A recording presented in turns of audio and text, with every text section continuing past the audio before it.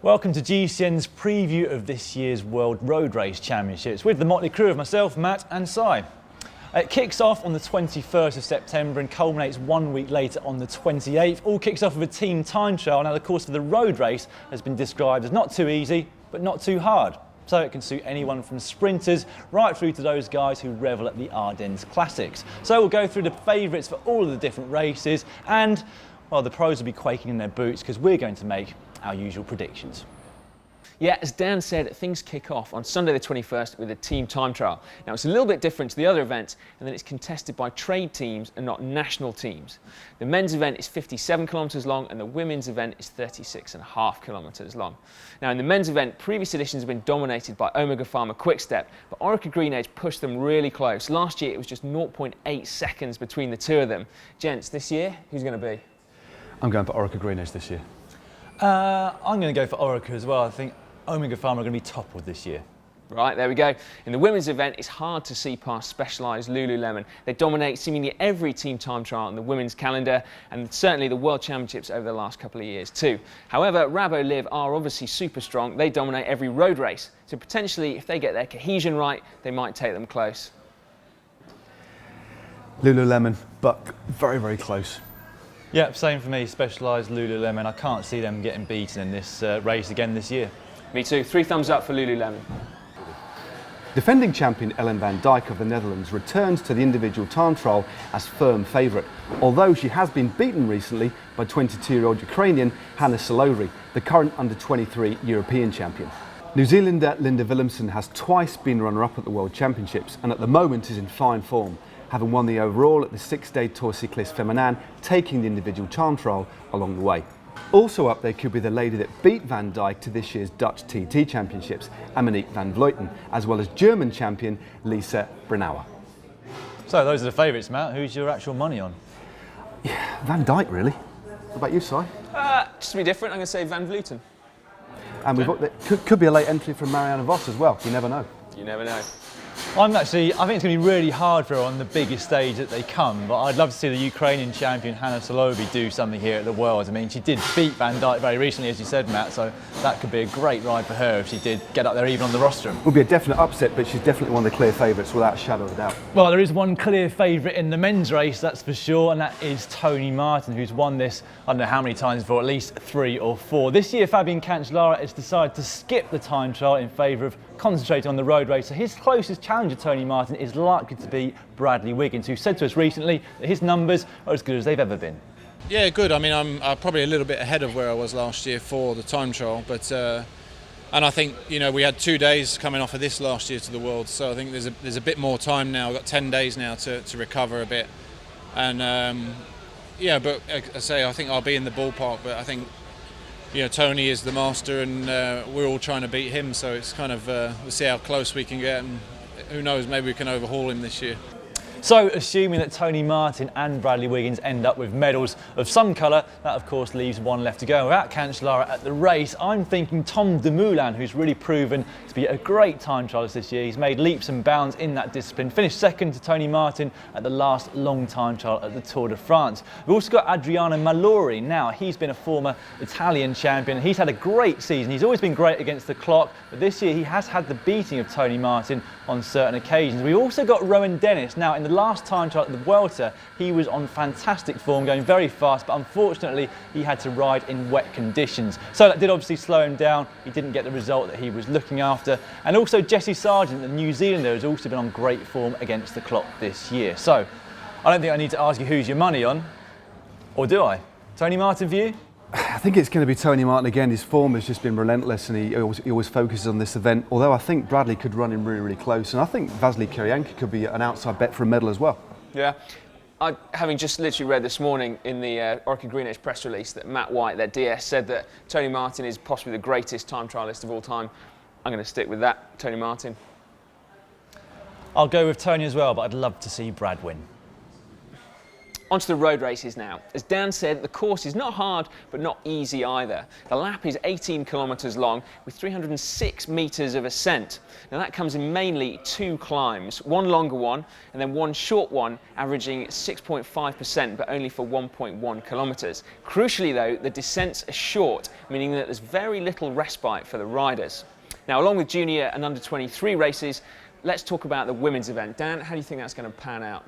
Well, of course, when we think about women's racing, there's really only one girl that immediately springs to mind, and that is Marianne Vos. Now, I was looking at our friend site Pro Cycling Stats recently, and this year she's not been outside the top 6 of a UCI race, and that 6th place came in her opening road race of the year, La Flèche Wallonne. So that kind of consistency is what has given her the nickname of the Cannibal, and I think that's kind of right. She's defending champion, in fact she's won it for the last 2 years, and despite the course perhaps not being as hard as last year's race, it's still hard to see her being beaten.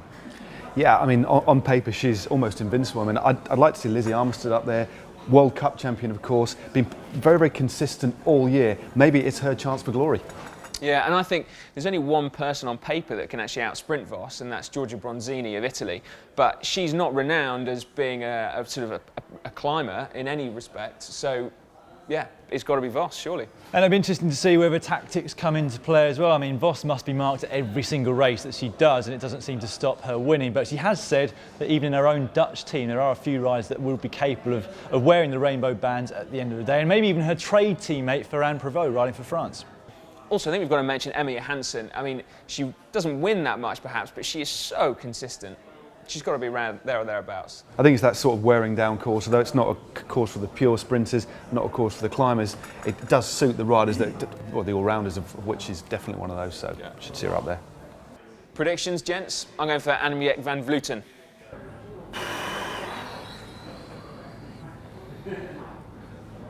Marianne Vos. Marianne Vos.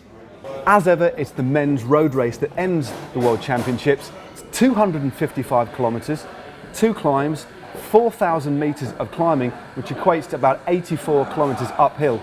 It's going to be a real battle, and one that's difficult to predict. It's not one for the pure sprinters, not one for the climbers, yet there's 2 quite difficult climbs on the circuit, Simon.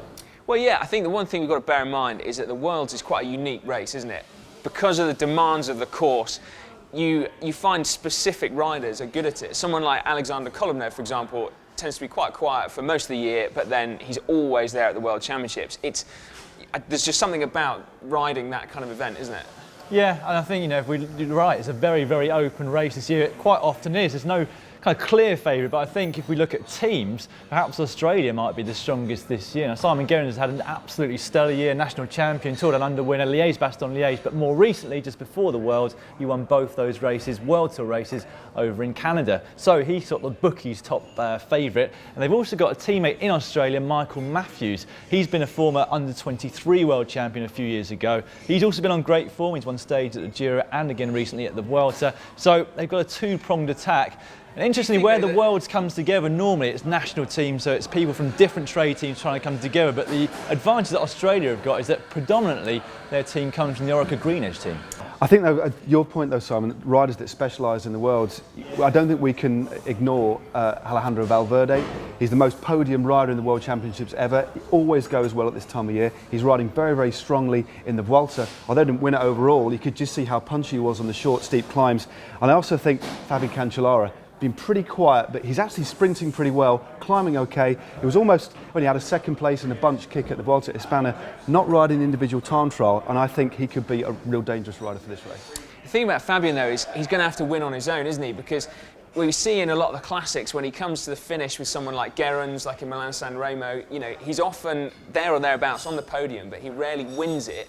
And I don't think this is going to be like a Flanders type finish. It's going to be more like San Remo. I just wonder whether he's got the top end speed to do it. Belgium, of course, they've got 2 former world champions in their team, Philippe Gilbert and Tom Bonen. They've also got a whole host of other riders going very well at the moment, Jan Bakelants and also Greg Van Avermaet. So again, who's going to be the team leader for that team? That could play against them. But we've talked about Valverde, and of course normally it's the Spanish and Italian teams who are 2 kind of forces to be reckoned with at the World Championships. But looking down their squads, it's hard to kind of pick out one rider and say, yeah, he's a definite favourite. Valverde, as you said, incredibly consistent. Pozzato, I believe, is going there, but hasn't really lived up to kind of expectations over the last few years. It seems like there's a bit of a shift going on in terms of nations and the favourites. Australia, for me, they seem to be the best ones going into it. We can't finish the preview, of course, though, without mentioning Peter Sagan. Now, he's had quite a frustrating season. He did win E3 Arlbecker at the start of the year, but the rest of it, it's been kind of close, but no cigar for him. No wins at the Tour de France. He was quite quiet at the Vuelta, didn't really show himself at all, but he did say that he was fully concentrated on the World Championships. Do you think he actually is, or do you think that was an excuse for poor performances at the Vuelta? I do wonder, but the trouble with Sagan is he's always going to have a small team to support him, isn't he? And at something at the Worlds, people can ride against him. We've seen that in the whole Tour de France. So he's going to have to be on spectacular form, I think, isn't he?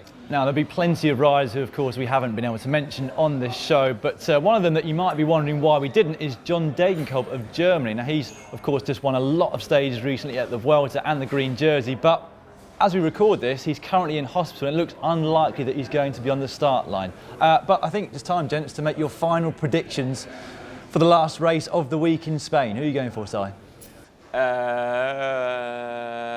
Alexander Kristoff.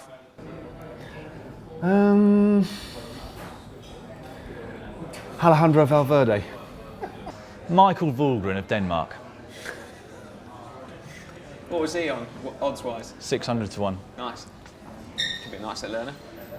Who's your prediction then? Michael Vulgren? Yeah. Right. So those are our predictions. Join us on social media as the week progresses to find out just how we're doing. And if you want to get involved as well, leave your predictions in the comments down below. We may well start handing out some GCN hats if you're good enough. Equally though, if any of you make any terrible predictions, we might also mention you because we're just fed up of getting mocked for hours. How did Quintana do at the Vuelta then? He was going great guns for a while. Yeah. Just, oh, I'm so sorry. Oh, Jesus. Did you give me this on purpose? You did, didn't you? Having taken the overall at the 6-day bollocks.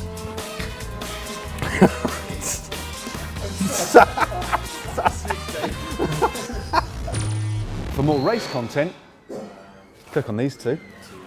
And to subscribe, click on Matt. Don't let that put you off.